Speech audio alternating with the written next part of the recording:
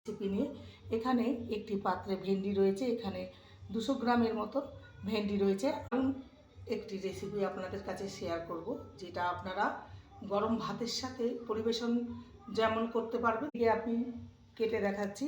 এর পেছনের প্রত্যেকটা ভেন্ডিকে কেটে নেব। সমস্ত ভেন্ডিকে কেটে নিয়েছি। দেখতে স্বাদ অনুযায়ী লবণ, সামান্য লঙ্কার গুঁড়ো, 1 টিস্পুন ধনে গুঁড়ো, জিরে গুঁড়ো